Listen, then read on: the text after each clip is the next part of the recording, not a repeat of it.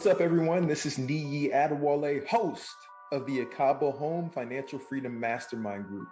This group meets virtually every Wednesday at 7 p.m. Eastern, and the members of this group are committed to achieving financial freedom well before the traditional retirement age. So in this podcast, you are going to get VIP access to the conversations we have about different forms of investment and creative ways to get your dollars working harder for you than you originally worked to obtain those dollars.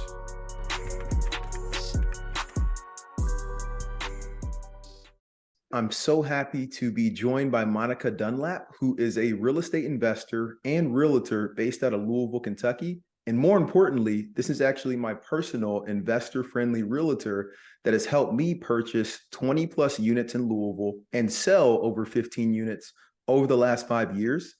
And the cool thing about Monica is she's been able to make the jump from working for a Fortune 1000 company to full-time real estate and build up a team that's crushing it out in Louisville. And I'm still learning new things each day. So I'm genuinely interested and happy to have you on the podcast. Monica, thank you for joining us. Thanks for having me. Excited to be here. Absolutely. Absolutely. And one of the things that I learned about a year ago, right, into like 4 years into our relationship, and I probably should have asked before, is that you are Australian. All right. I know this is a complete side note, but this kind of threw me off. Where is your family fully from, and when did you end up in Louisville, Kentucky? So my mom's Australian. I'm technically American, but when I was 3, moved to Australia, lived there for about 7 years, came back, born and raised in Buffalo, New York. So I'm familiar with a little bit of the north and the cold, but migrated to Louisville right after 1 year of college. Ex-boyfriend, best mistake I ever made. Love Louisville, love everything about Louisville, and been here for almost 20 years now. That's awesome. So gives you my age a little bit too, but all good. Hey, come on now. That is awesome. That is awesome. And I definitely want to dive into some of the aspects of Louisville a little bit later. But the first piece that we talk about on this group a lot is individuals trying to make the transition from full-time work into the real estate, which is our passion. And you actually had a very successful career. You were moving up. I believe you made it to district manager level within your company. You were managing multiple employees. Can you talk us through kind of how you excelled in the corporate world and what made you want to move into the 1099 world? Yep. So just to answer the chat too, I did a year at UB. So did 1 year and then took a year off to become a resident, because as a resident, you make it's a lot less money for college, and then went to U of L for 4 years. I had to actually get a business degree. So I always wanted to, everyone told me, hey, Monica, you're smart, be a doctor. So I just thought I'm going to go to school and be a doctor. However, right at high school, McDonald's was offering a great wage of like $7.25 an hour. And that was exciting for me. So I worked my way up to McDonald's. McDonald's would actually pay for your school if you did business. So when I went to U of L, I was taking all the gen ed courses because I was stuck on going into, the medical field. Well, lo and behold, I had to make a decision because McDonald's wouldn't pay for my school if I didn't take business. So I either had to switch to business, or I had to keep, tell them, keep down the medical route. I found out I don't like this dissecting things. So I went right into business, loved what I did. I was a general manager with McDonald's, graduated with a bachelor's degree of science in business, which is a great decision, by the way. I mean, glad that kind of McDonald's put me in that route. Once I graduated, made that jump to Cracker Barrel as a general manager and worked for Cracker Barrel for 9 years, working up the ladder. Ended at a district manager. So I was managing every store had over 100 employees. I had 7 stores, managing that. And it just, at that time, I had 2 young boys. I had a newborn baby and a 3-year-old, and I just couldn't do the corporate world anymore. I was working, it's not a fun life when you get to work at 8 or 9 in the morning. You're not getting home till 8 or 9 at night. And I never got to see my children. So finally I was to a point where I said, you know what, to my husband, I said, I am quitting Cracker Barrel with or without your permission. I said, but give me a year and I will make up for the income. So he wasn't very happy about that. And I'm glad I had his support though. I did have his support. It was a tough year financially. Really was. I think we probably had 70,000 on credit card debt. Use the credit cards go up. However, and that was in 2017. So I think that's when we met, actually, very early in 2017. I was a go-getter and I wasn't going to allow anything to get in the way to stop me from making up that income. Finally, in 2020, my husband, George, he was working the Cracker Barrel. He was district manager at the time for Cracker Barrel. And they were about ready to send him to Tennessee and send him to all over the country. And I said, this is your sign. We've got enough financially. I want you to quit Cracker Barrel and come on. And he came on and said, I don't know what you're going to do. We thought about being a realtor. He does a lot of investments with me. So he actually ended up in lending. So he's now a lender. He's been doing that for a couple of years now. And it's been great. Monica, that is incredible, right? Just the journey that you were able to go on, and the journey and the decision that you made, that no matter what, you're going to bet on yourself and get out there and get it. And that's what drew me to you. When we had our first meeting and I talked about some of my goals, that I was a new investor. I was like, hey, I want to have big dreams. I want to build up, this many units. But you believed in that and you went out there and made it happen. We were looking at constant deals. I moved to Boston during that year and I was like, hey, can we check this out? Check that out. You were sending videos. And lo and behold, fast forward 5 years, we built up something pretty special both ways. And it's been an incredible journey to watch. And you are actually a major inspiration for why I wanted to move out of the W-2 into full-time real estate, because watching your journey and seeing how you hustled to make it to where you are right now, where you've got teams of just, and we're going to get into this. I don't want to spoil it, but we're going to get into that a little bit later. It's truly incredible. And so I want to take us back to that 2017 when you did that shift and you had to start going out there and really hustling and kind of building up to try to replace that income. What did that year look like for you? You mentioned the credit card debt. You mentioned trying to get out there and really get after it and build up a whole new business. What was that year like for you? Well, during that year too, we had purchased Brook Street, which is in Old Louisville. And people aren't familiar, Old Louisville is their Victorian home section. And they've turned a lot of those old Victorian homes into duplexes, triplexes, quadplex. So they're great investment opportunities. Well, we actually had purchased the year before, or maybe a couple of years, a threeplex for 105,000, but needed complete gotten renovation. It was not a great property, and I can get into that too. And you learn a lot when you're doing a complete rehab in a historic district, where we didn't know this at the time, but you do need to make sure that you get permission from the historic preservation about the repairs and putting the right windows in and things like that. So it was quite the journey. And that's what racked up a lot of the debt as well, doing that project. But to get back to your question, it wasn't easy. I just remember even meeting you. I had to email you and stay on to try and get you as a client and show my value and show my worth. And I tell people this all the time. Getting into real estate, you have to work it every day. You cannot sit and wait for the phone to ring. If you're sitting and waiting for the phone to ring, you're not going to get the business you want. And honestly, being in real estate has enabled me to find the deals that I currently have. Right now I have 2 flips going up and purchasing another renovation, another property I'm closing on next week, just from being in real estate and offering my clients a solution versus going on the market. So, but you have to be able to hustle. And I tell people all the time, I told my team today, so I'm an introvert. I am a true introvert, where I would rather sit at home and read a book by myself than go out there. But I had to, and they're like, no, you're not, Monica. I don't believe it. I said, no, but I have to be extroverted in this business. And I met my good buddy, Chuck, that works for me. He's been with me for 3 years now, at the park, because I went out and I talked to everybody I could about real estate. And that's what it takes. You've got to go out there. Anyone at Starbucks, or when you go into a restaurant, or when you're in the grocery store, you strike up conversations to find out. And it's up at the root of it is how can you help them? I'm not here. It's not about the dollar sign. It's how can I help you achieve your dreams? If you want to be a homeowner, if you want to be an investor, how can I help you do that? I love it. I love it. And the key nugget too there is that hard work and that hustle each day, right? You can't take a day off. If you want to be recognized in this industry, it's not sitting by the phone. It's completely different when you move into that 1099 world, whether it's real estate or any other type of 1099 world. You really got to be ready to go out there and put in the effort and work, but it can grow pretty quickly and turn into a business. And I want to dive into that in a second. But first, you mentioned that you were investing and working on that Brook Street property. I remember that one vividly, and the end product was beautiful. I know there was a lot of pain and heartache to get it to that point, but I was like, man, if Monica ever lists this, I'm buying it. but to that point, when did you actually start investing in real estate? And was it before you got your license that you started investing?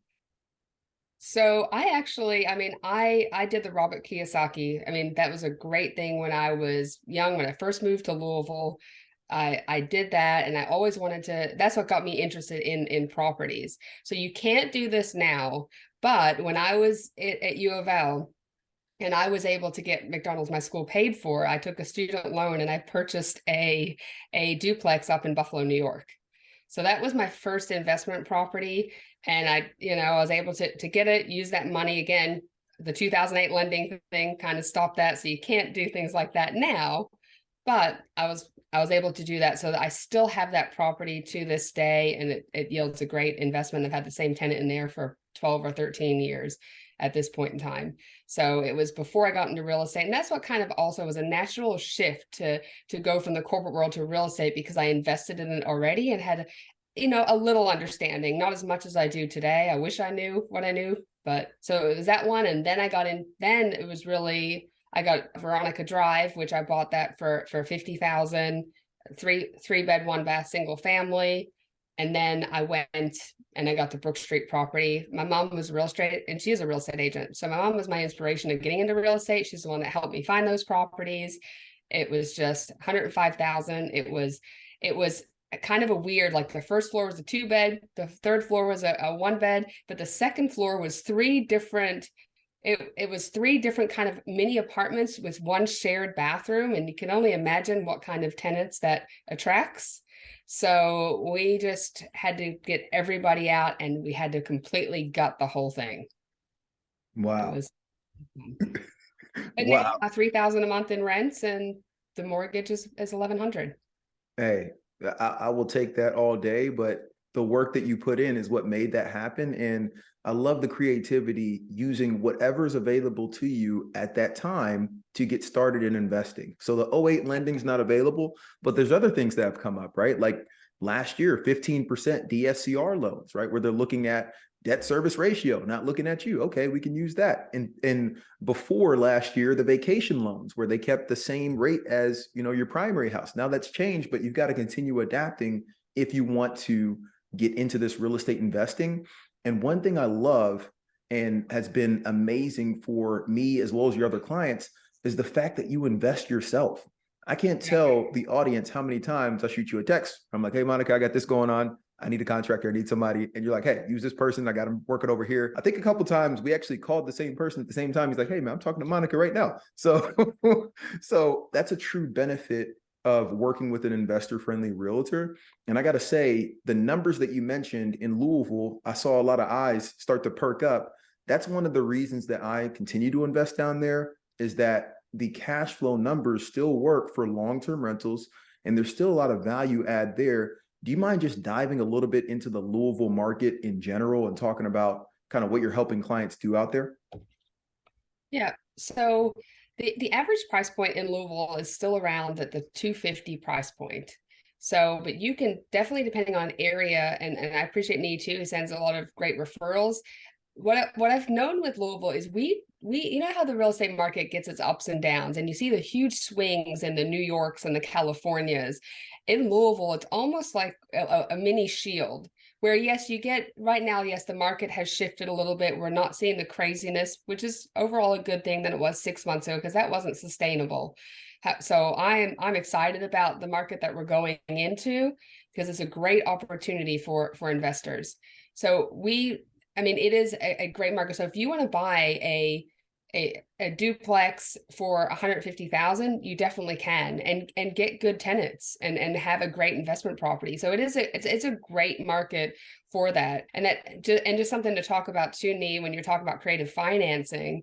I mean, one of my rental properties in Bardstown, Kentucky, and I moved out there for Cracker Barrel years ago for one of the positions, and I had a great lender that was able to say, okay, it takes 50 miles or so to get there, so you can actually have this as another single as a primary residence. So I was able to put 3.5% down. So as you're starting, you can definitely get creative, and depending on distance and how far things are, and that's still to this day, because by the distance, I was able to get that 3.5% down. So I bought that. It was a foreclosure property for 70,000, and now it's worth about 200. And I get Nice. a month in rent. Hey, well, we can't beat that. And I love just the diversification of markets, right? Because you talk about the coastal markets, and those are going to have those high swings, but they tend to appreciate quicker. But it's also good to be in markets like Louisville, where it's growing at a steady pace. There's not that crazy swing, and you can depend on that cash flow month over month as the property continues to grow in value and you pay down the debt and things of that nature. It's good to be in both, right? I love being and getting exposure to both types of markets.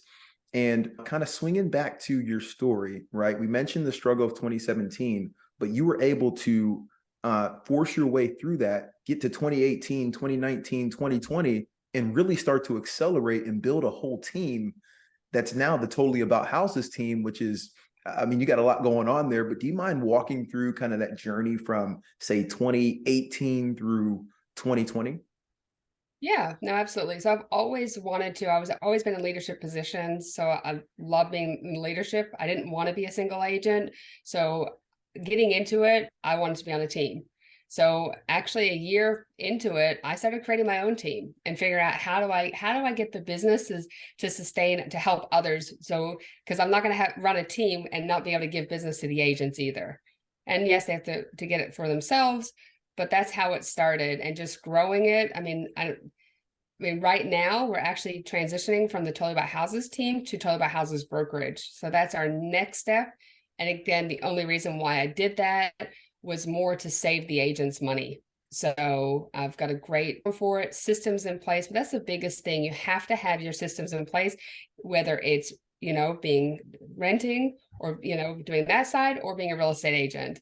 I mean, either way, you've got to have good systems in place, and it takes a little bit to invest in some systems, but make sure you use them. And that's the biggest thing. So I do now have 11 full-time agents plus 6 admin staff on the team. And of those 6 admin staff, 4 of them are actually also licensed realtors as well. So we have a great team. We sell about 200 homes a year. And it's 50 million in sales based on our average price point around that 270 price point. But we consistently 200. I want to go to number 1 next year and sell 422. So I have that mindset of, if you got to build it. So in order to do 422, I've got to have the agents that want to do the business to do 422, and I've got to have the systems in place to support them for 422. So I have the team in place to support them. I'm recruiting agents that want to make money and want to be successful. And we're also trying to have something else on the side for the brokerage, and any ideas I'd love to have. But as part of our value proposition, we want to be able to have the agents that want to invest maybe 5 or 10% or whatever of their commission to go towards investing in properties. So we're working on that with an attorney right now for the legal parts of it, of what does that look like? So, Monica, 2 things. 1, that was a highly specific number. It wasn't like, hey, 400 something, 422. I have no doubt with that in mind that you're going to hit that here soon. And 2, I love the portion of getting the team involved. That, like, one of the things within this industry that many people that are not in it may not know is realtors tend to jump from brokerage to brokerage to brokerage. And there's not a whole lot of quote unquote loyalty from that standpoint. But when you start to offer incentives like, hey, working with this brokerage, you're actually going to have the opportunity to potentially invest in real estate, right? Where in the past, it may have taken you a couple of years to build up the capital, and then you got to get over the mindset. Now you can work with individuals that have been investing for years that know what they're doing and be able to kind of get a piece of that. That's incredible. It's innovative. And I love that thinking. Yeah. And one thing on the side too, if anyone is thinking about they're making that shift to a 1099, running their own business, or even with your investments, I highly recommend, and maybe you say this all the time, Profit First. The Profit First book is a great book that's going to help you allocate. Let me allocate so much towards profit every month, and then allocate so much towards taxes. So you're not stuck at the end of the year owing a bunch of taxes, which that's everyone's worst nightmare. And I see it all the time with that 1099, or even, that's your big thing. And then Profit First says you allocate that money first into an account. So I use that money to purchase my investment properties now. So I always have a pool of money, and I know what to invest because I take it out of my business first, as opposed to trying to leave and whatever's left at the end. And if you run your business that way, you always you allocate that to the side. You always have some left over versus being stuck. And I have no money left over, so I have nothing to invest with. Does that make sense, Nee? Absolutely. And I mean, I pay my taxes yearly. I don't do the quarter like a lot of 1099s because I allocate it.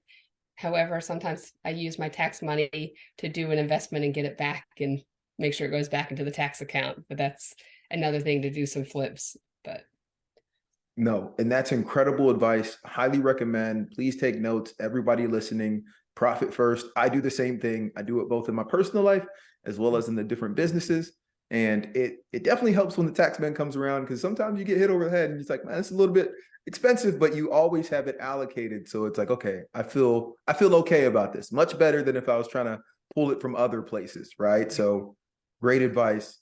And before we open it up to the group, right, for questions from those that join live, I just want to ask two more. One, what is one of the goals? You mentioned the 422, right? But what is one of the goals that you have for next year that our audience that's listening on the line right now and will listen in the future can help you with in 2023? Honestly, one of my goals personally is always to invest in every quarter a new property. So that's going to help me build it over, allocate. So before I did the 1099, I would get quarterly bonuses. So those bonuses would go towards property. I mean, you've got to figure out how to make that happen.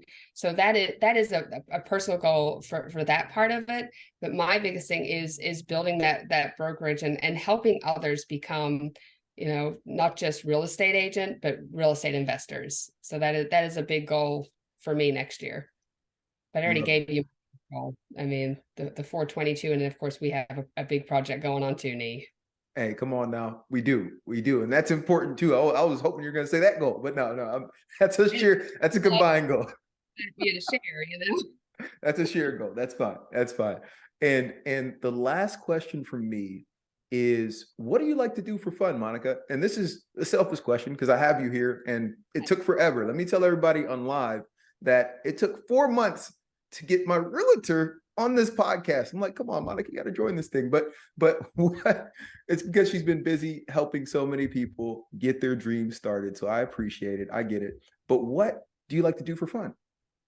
Well, beach volleyball. So I play beach volleyball two nights a week. That's kind of like my out. Love it. It's a co-ed league. I mean, you can go from a D league to a C league. You don't have to be great. It's just a lot of fun and good exercise. So that's really it. I've got 3 little boys, 4, 6, and my oldest just turned 9. So I spend a lot of time at night with them. I love to cook. So I was just making them dinner. I was had to julienne some carrots, and I get all fancy. So I'm a chef as well. Love to do that. So they take up when I'm not working. I'm with my family and spending time with my family. So or beach volleyball. Come on now. That is awesome, Monica. I truly appreciate you joining. Seriously, thank you so much. I know there's a lot going on, but I'm so excited for the brokerage to get going and for these new agents just to see kind of the benefits that you're going to bring from a knowledge perspective, benefits perspective, and innovation. And so I want to go ahead and open it up to the group. And this is going to cut at some point, but we'll jump back on. So anybody, if you have a question for Monica, and I saw a couple come through the chat, feel free to unmute and ask your question. Hey, Monica. Thanks for joining. This is great hearing your story and all the advice. One of the questions I have, and something that Nee mentioned in the email that he sent out. So I know you helped him acquire, I think it was 20 plus units and sell 15 and kind of scale up in that way. And I'm curious to know, is that maybe the best way to kind of scale up, especially that fast? I mean, to me, over 5 years, that seems pretty quick to get to 20 plus. And maybe Nee, you could speak to this too. Maybe this is a question for you as well. But is that maybe the best way to kind of reach that scale, in that you are selling previous units that you bought, maybe using a 1031 and then kind of trading houses for hotels with the monopoly analogy? But yeah, so I'm kind of curious, looking over the next year. I just bought a 4 unit and I'm trying to be bullish with my purchases, and over the next year maybe look to purchase another property. And I'm curious to know, what are some ways to hit that sort of scale as you progress? No, that's a great question. I think Nee can also help with that. Congrats, first of all, on the fourplex. That's Thank you. exciting. And so it really, it all, again, with everything, it all depends, right? I mean, that is a great way to do it, as long as the building appreciates and you have the equity built in. Because if it doesn't appreciate, if you're not able to get it out, it doesn't make sense, right? You're just getting the same money that you got out. Nee was able to, with the great market, be able to appreciate it quite a bit. So he was able to take that to do the 1031 or other things he needed to do. And he can talk to that as well. So it depends on what your thing is. Like for me, for example, I don't have any plan to sell any properties that I have. I have right now 20 rental properties. However, this is where, like what Nee and I are doing, is leverage. We're two people coming together where we purchase commercial land. So, and then I've built relationships with the banks. So that's a really big thing that, I mean, I use the People's Bank. I was using River City. So now when I go to the People's Bank, I think I have right now 8 or 9, and it's not under my personal name, it's under my LLC. So that helps too, because I'm actually refinancing another home to pull out equity that with a regular bank, and they don't even ask about this other bank because it's with an LLC, right? So I've built this relationship with the bank, where they just say, send me an updated personal financial statement. They don't ask for bank account information. They don't ask for bank statements. They don't ask for anything. Where it's a small local bank. So I really say, get in with a small local bank and build a relationship with them. They know I pay. There's no issues with that. Again, it's a spreadsheet I send them. Is just a personal financial statement, which you should have anyway, so you know where you're at. And I'm happy to share a blank personal financial statement spreadsheet for everybody in case you want to see what that looks like, where it lays out your assets and liabilities, and you can see how much you have in net worth, right? That's what they want to see. So, but what I'm saying with that, we've now gone with that bank for this project, and there's almost like no questions asked. So that's Wow. the benefit of where you can scale up when you build relationships with the bank. So I don't need to sell or put much more. Now, yes, we need to get 20% down, and it's how do you come up with the 20%? So if I had to sell something to come up with it, I absolutely would. But because I don't, with the position I'm in with with the business I run, I don't have to do that. But then bringing in a partner, so Nee and I work together to, now we get leverage. Does that make sense? So Yeah, definitely. Okay, cool. Thanks. And yeah, I'd love to get that personal finance statement if you're going to share that out. That'd be great. Yeah, I'll share it out, and it'll be a blank one because it's just a lot of the local banks I'll ask for, and it's good to see. And I was able to see, like my cousin always asked me, because my sister's telling me, well, get him into real estate. He needs to do something. And I like to joke around with them, well, I know my net worth, it's this. I'm not going to go into it, but but the financial statement, knowing your numbers is so important in any business. If you want to run a successful business, you have to know your numbers. And Gotcha. piggybacking off of Monica, right? It's really buying well and getting really good at a niche, right? So the whole time I was investing in Louisville with Monica, we were going after small multifamily, and then we jumped up to a 12plex, right? And it was like, okay, and you get so good at that niche that you know exactly what's needed for each of the units. Hey, this is the type of tenant that's going to be renting this area. And Monica mentioned it earlier, that old Louisville area where it's like historic. Funny enough, that's right where I was buying. So I bought all within a mile of each other. You can walk to it. Like I used to actually enjoy walking down the street and just, hey, this is the house, that's the house, that's the other one, there goes the next one. And so it's really just niching down and continuing to get really good at the purchase you just made and trying to leverage up on the knowledge that you're gaining, because then you can move a little quicker. And now, to Monica's point, we've partnered up and we're going to be building that 105 townhome unit that I mentioned earlier, right, in Louisville. And we're working through that process, which is a whole nother step for both of us. But we've built up enough contacts to pull this together and built up enough of a reputation that it's a step that we're ready to take. So that's the only other piece I would add. Hey, I wanted to ask a quick question. So I recently bought my first property, and I wanted you to kind of go back to 2017 where you're kind of working on that rehab and you ran into some debt. So me personally, I got this property. I had about 2 floods in about 3 months. I'm starting to build up some debt and trying to deal with that process of just trying to move forward. I wanted to ask, what was your mindset and how did you kind of get through that first year when things were kind of struggling? I kept, so, and I didn't go into this before, and I'm like, it was tough, but I kept it. I'm going to do this. I had that drive of, and like I told, I'm very competitive. So like I told my husband, give me a year. And that was probably one of the toughest years in my marriage and in my life, because in the first part of that 2017, every opportunity he could get, he'd be like, you can go to Cracker Barrel. You go back to Cracker Barrel. Said, no, I'm not going to Cracker Barrel. I am going to make this happen. So I did anything I could to lead generate, to get deals, and in the middle, and again, he did help with the whole rehab, but we had to fire contractors with that too. I remember driving back and going in there, and the contractors were, not doing what they were supposed to be doing. So we had to do a big shift in contractors and everything. And at the end of the day, I knew that if we get this right, yes, I'm depending on credit card debt right now. If we get it right, I can refinance this out and rent it. I knew where my rent rates were going to be. I knew what the value was going to be.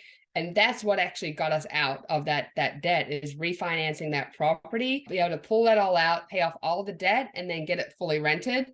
So now that we make that profit every month. So does that answer the question? It's sometimes you do. You take risk, but take smart risks. If you're going to put it on credit card, don't do it because you're ordering all this fancy food at a restaurant, right? Do it to build something and then know that you're going to be able to refinance it and be able to get it out.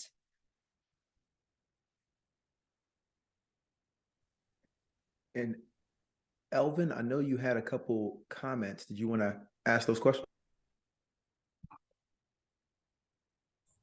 Sorry. No, my comments, you guys kept talking about having to pay a bunch of taxes. I'm like, cost seg was going through my head. I'm like, get into one of my multifamily deals. So I was just making a little side comment there. Nothing to add a lot of value right now.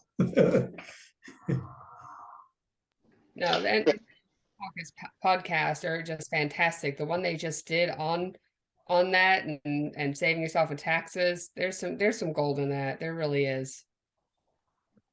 I got a question for you guys. Me and Monica, kind of goes to both of you. So with like the talks and the impending recession that's probably coming down the pipe here in the next year to 2 years, do you adjust your strategy to facilitate how the money flows, whether that's like debt or otherwise, or do you adjust your strategy kind of based on your plan and then have very strict underwriting in order to execute on that plan?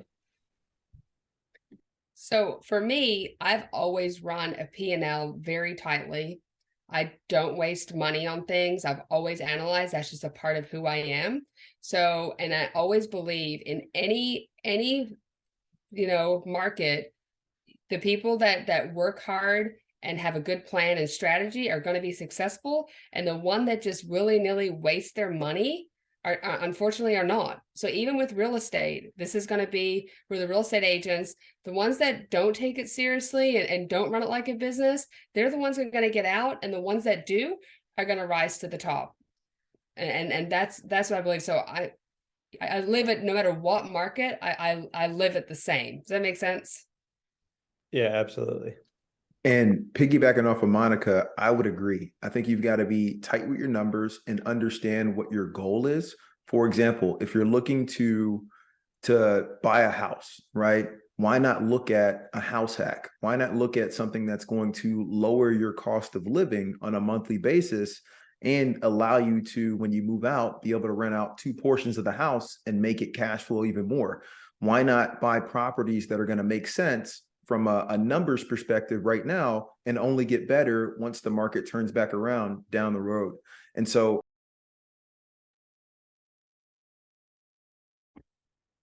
hey, Monica, I told you that was going to happen. I told you that was going to happen. We don't have the unpaid, the paid for Zoom yet, but we're working on it. I mean, like, be like me and then don't even pay for Zoom and save yourself $13 a month. Hey, well, hey, this is a perfect example, right? Exactly. Why? No, but it is, because every little bit that it adds up, and a lot of people don't get that. And I mean, it doesn't matter if it's $10 a month, like me, doesn't want to spend $10 a month on Zoom, right? But that is something that saves money. And guys, this is what I get every time I call Monica. She's picking at me. She's saying I don't want to spend the $10 for the paid for Zoom. We're working on it. All right, we're working on it. But recession Makes come me out feel when better. My when dad save that still money. QC's the receipts, and if he gets charged for 2 coffees, he's like, "Hey, Yeah, take this $1.28 coffee off."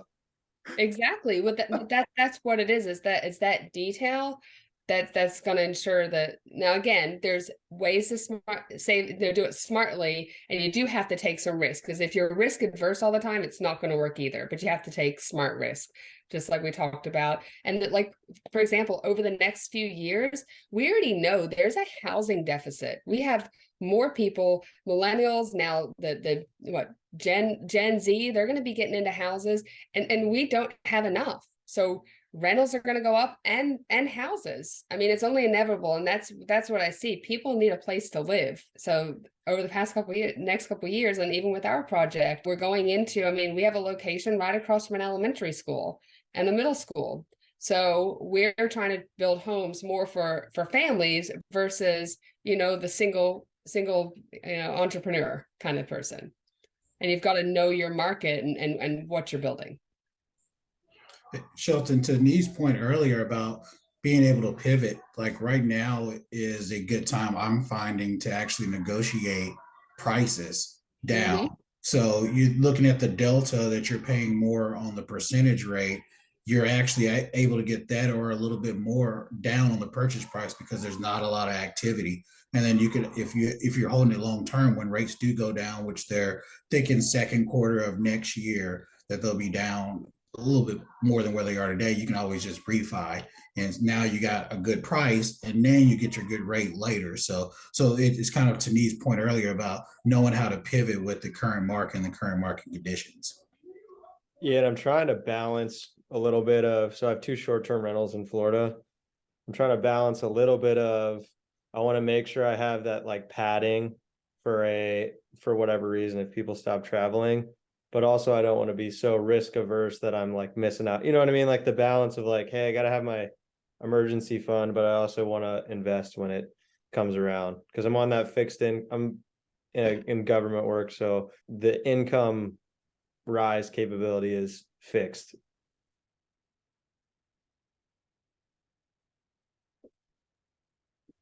Any other questions or comments for Monica?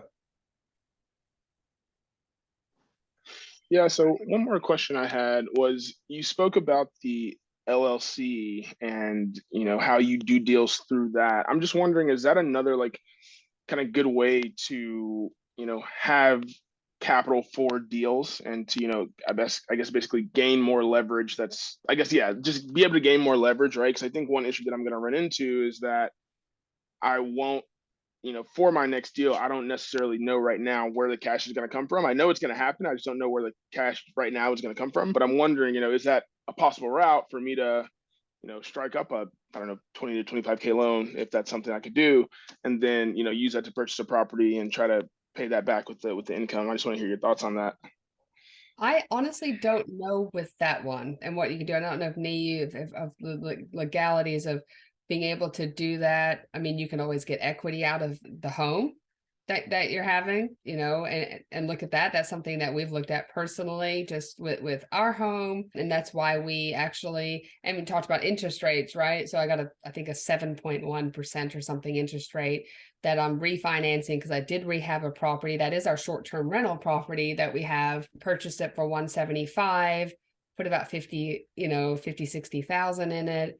And I mean, it's not a great, so it's not a flip property, right? It's more for short-term rental.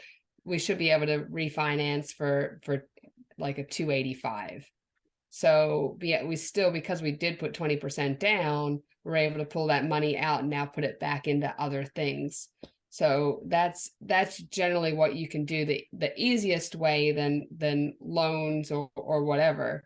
I mean, heck, at the end of the day, if you have a credit card limit for 30,000, you could probably pull out money, but you've got to show that with the bank, they're not going to ask you about that, right? But I've done that when I first started out too. I've had to take some of that credit card. I have, a lot of times I'll increase your limits. I'm not saying live on that kind of road, okay? But if it's for a smart investment where you can put it in and then be able to get it back out and pay it off, then that's a creative way to do it. And just to touch on that too, right? Are you pulling cash out of the credit card? Or are you using the credit card like as a down payment or like to You can't use like it as pay a the down mortgage? payment. Right, that's what I was thinking. They give you those checks where it's a certain percentage that you get for so many months, and yes, they charge you a fee. So you've got to know all your costs. I'm not saying that's the way to do it. Okay, I'm not good ideas, but if you need creative ways, there's creative ways. Sure, cool. And to that point, piggybacking off of that a little bit, when you look at, I think we talked about this last week, right, with Adam, but when you look at HELOCs and credit cards, things of that nature, I look at those as awesome for something short term, like what Monica's doing with that short-term rental house. Yeah, if you need to use a HELOC, credit card, etc., you're going to be refinancing that in 6 months. So use that, go and get it fixed, updated, refinance, pull that money back out, pay those off, and now you're into a long-term solid debt situation, right? But when you look at trying to buy the next house, I just want to say this clearly for everybody, right? There's nothing wrong with building your capital back up and taking a few months, even a little bit closer to a year, things of that nature, to build that capital back up. The first house I purchased was December of 2016. The next one that I purchased, it may be toward the end of 2017 or very early 2018. Not that I wasn't looking, but I need to build the capital back up, had to get right and be able to go out there and purchase another. So I would recommend that, especially when you're early on, just build that capital back up and don't be afraid to wait a little bit unless there's a major opportunity where you're going to be able to pull that money back out if you're going to use one of those credit means, or if you're going to partner with somebody, that's a little different, right? Because you have experience, if you're going to bring somebody else in that can help with some of the down payment, I would look to that before I tried to max out a credit card to put a down payment on a house. Because if you're buying that house and there's not a rehab involved with it, how do you then get the money back to pay off the card? It would be a little difficult. Mm-hmm. Gotcha. And I'd also tap on, Desmond, how familiar are you with LLCs? I consider myself a novice, honestly. Okay, I guess the only thing I'd consider too is like if you start an LLC, it doesn't just all of a sudden like hide your debt to income from a lender. So it's kind of like depending on the lender you work with, like if you personally try to go get a loan, they're gonna be like, all right, your debt to income's too high, we can't loan to you. You can't then just like try to run it through the LLC because there's like a little bit of seasoning with the LLC based on how you do your taxes and stuff like that. And then your relationship with the bank, like a good lender, like he's got Ricardo, he was able to work with me and you kind of come up with a game plan on how to like kind of get around that so they can make it through underwriting. Just gotcha. Wanted to bring that up. Yeah, good to know. Thank you. Yeah. And that's where it helps with the local banks, like we was talking about too. They have a little different, it's not as stringent as an underwriting with a mortgage lender, for example. Again, my husband's a mortgage lender and we'll use him for your basic, home buying, but when it's for an investment or a flip, a local bank is sometimes the interest rates, it's a little bit higher, maybe 0.5% higher, but the leverage that you get from them is a little bit better, and you're not getting scrutinized with every little send me 500 documents to prove that you have the money, you know. I know that very well. That's what it was like. I was buying a lot of documents. Yeah, it's almost honestly like the one I'm buying, closing on next week. And again, I know my numbers, I know the rent, but I just pretty much sent them the contract and sent them an updated personal financial statement, and that's the next thing you know, the appraiser's calling me, and then I'm closing. I don't have to send them anything else. But that is gold. But it's like Shelton was saying, though, I do put my taxes in, and Dunlap Properties honestly loses money every year. Okay, it loses money because I put a lot of money into investments. So it loses money, meaning I am rehabbing properties. Okay, so on paper it loses money. In reality, I'm gaining net worth, right? So it helps counteract my other LLC, which is taxed as an S corp because I have employees. I can get all into that too, but totally about houses, makes money, and that's where it offsets each other, having two different corporate, LLCs. And if honestly, and the thing too, I know it's scary, and Shelton, I know you said you're a government and you're the W-2 employee. It's scary going from a W-2 to 1099, but also with 1099, you get to control your income. It also can be the other way where, hey, you can fall flat on your face. But I know I always have the comfort in knowing if I ever didn't make it in real estate, I could go back to Cracker Barrel any day I wanted to, and they would hire me in a heartbeat. So, I mean, that's my security. Do I want to do that? Heck no, I have nightmares about that stuff. So I just have the motivation to make sure that I continue to make money no matter what situation. Oh, I want to be off the W-2. I have a contract for 5 years, so I'm stuck for at least that much longer. No, love it. Love the conversation. Desmond's having a 5-course meal while we're having this conversation, but we're not going to get into that. Any other questions or comments for Monica?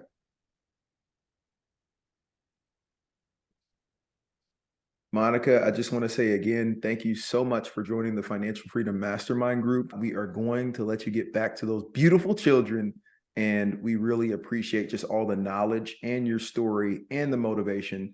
I can tell you in front of the audience, and I tell you this personally as well, you truly motivate me, and I'm happy that you're taking this first step with the brokerage, because I'm going to copy and paste, right? So with the Cabo Home team, I'm going to, just like always, right? I'm going to ask for tips and then you can kind of take documents, but I appreciate you. We call that knee, not copy and paste. It's called R&D. Rip off and duplicate. It's rip off and duplicate. There you go. Hey, come on now. And it's okay to do that. It's okay to take other success and make it into your own. Absolutely. No, we appreciate you, Monica. Hope you have a good night. Everybody else, have an awesome night. We'll see you next week. Please, happy to reach out to me anytime. I'm here and happy to help. You want to learn about farm properties, I can teach you about farm properties too. So absolutely. And really quick, Monica, can you give just contact information if people want to reach out to you? Yep. I mean, the best thing is my email is monica@totallybouthouses. So just like it's spelled, totallybouthouses.com. So anytime I can, ask me any questions, I'm happy to help. Done and done. With that, I wish everyone a good night, and we will see you next week. Thank you, Nee.